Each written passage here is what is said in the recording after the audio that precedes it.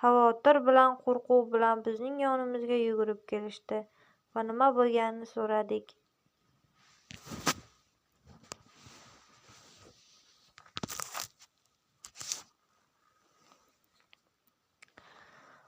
Ular qandaydir bir qutinimi, sandiqnimi topib olishganini aytishdi. U yerda badbashara bo'lgan narsalarni ko'rishibdi. Ularning esa katta qizil toshmalari bor ekanmish.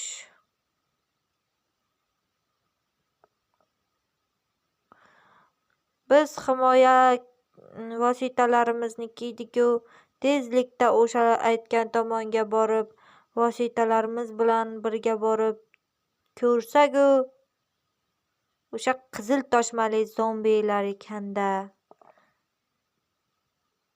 Bu gibridlarning ishi bo'lsa kerak.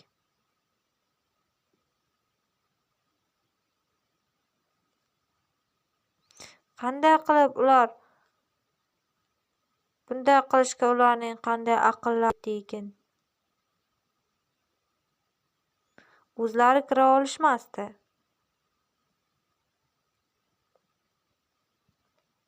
Biroq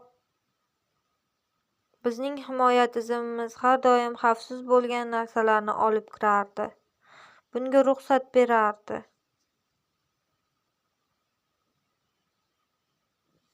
Shuning uchun ham ular uni qutisiga berkitishib o'tkazib yuborishgan. Quti ichida, ya'niki ular o'z qutilari ichida, o'sha seyflari ichida ular xavfsiz edilar-da. Keyin bizning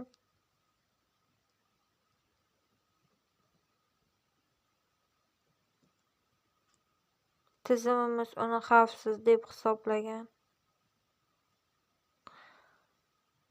Xullas, hammasi yana ag'dar-to'ntar.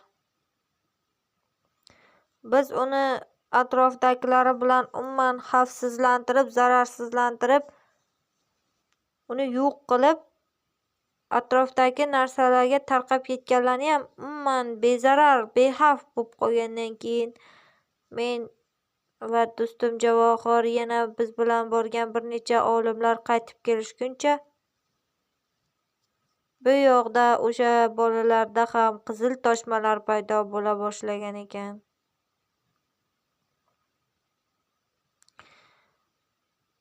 Katta bir bazm, barcha odamlar shu yerga to'planishgan edi.